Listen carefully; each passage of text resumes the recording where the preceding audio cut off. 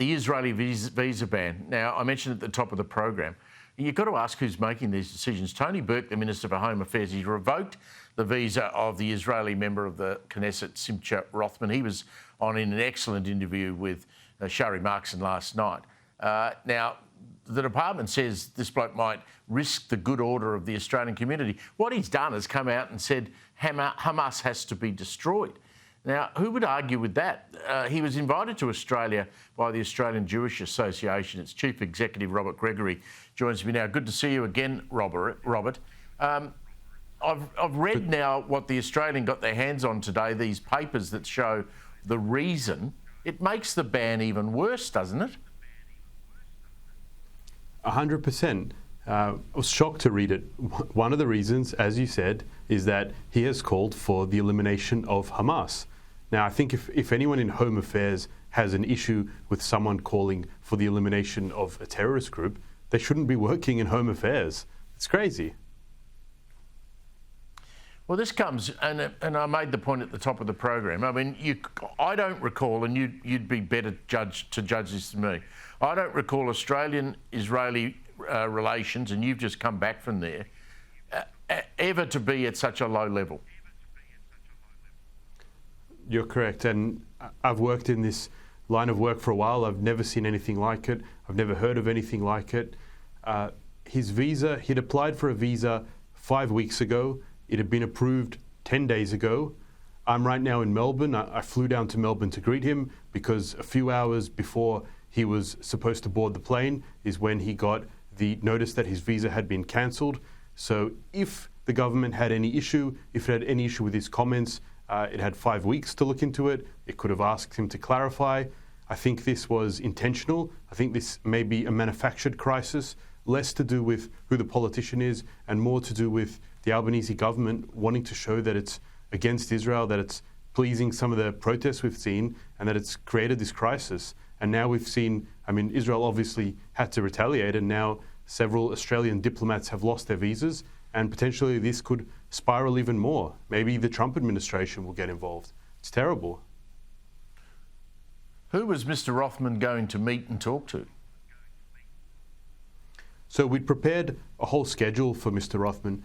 The purpose of his visit was to meet with some of the victims of anti-Semitic attacks. He was going to tour the Adas Israel synagogue that was firebombed. These issues have made big news in Israel when they happen, so there's concern in the Israeli public and the Israeli government.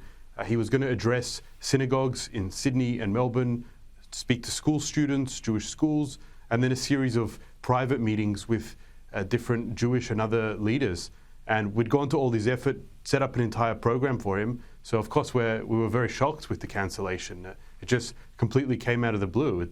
We never would have expected, you know, he's not some nobody. He has a senior role in the Israeli government. He's chair of a very powerful committee in the Netanyahu government. And this is just not how you do diplomacy. It's diplomacy for amateurs, what we're seeing from the Albanese government. Tony Burke's office and department seems to be trying to paint in or portray him as some sort of nasty right-wing radical who has no place coming to Australia, and if he did, he would foment nervousness and disruption of the Muslim community.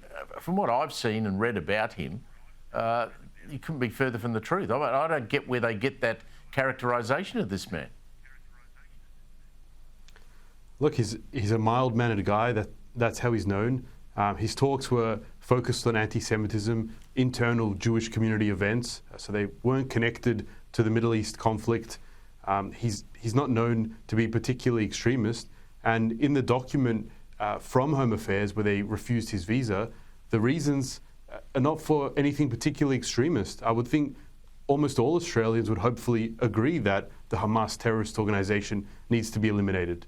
Other issues they took issue with was his judicial reform policies in Israel, which I don't think any Australians care about, let alone refusing someone a visa over their law policies in Israel. I mean, we just wouldn't see this. You'd never see the government treat a Chinese politician this way. You wouldn't. The Prime Minister just got off the phone a few days ago from Mahmoud Abbas, who's the head of the Palestinian Authority. Now, he's a Holocaust denier. He wrote his thesis in that, and he's also, the Palestinian Authority actually funds terrorism and gives money to families of terrorists. And the Prime Minister has no issue with these sort of people. So why is he taking issue with a democratic, what was once a close ally of Australia? Have you checked, Robert, how this has been reported back in Israel, this denial of this visa? So this has made big news in Israel. I've done several interviews with Israeli media on Israeli TV. Israelis are outraged. I think, as we said, Israelis, they love Australia and they love Australians, but they're starting to know Australia because of some of the anti-Semitic attacks that have been broadcast around the world. And now this latest incident certainly doesn't help. I mean, Simcha Rothman he visits Europe, he visits the United States, he's never had any issues there. So this is certainly very out of the ordinary. And a range of Israeli ministers have issued public statements on it, from the foreign minister down. So Israelis know about it, they're concerned, they're worried about what happened to these once close ties between two friendly nations and how all of a sudden under the Albanese government it's been completely destroyed. Yeah, you're right. You're not exaggerating there. That's absolutely correct. Robert, thank you very much. We'll keep an eye on all of that. Thanks a lot.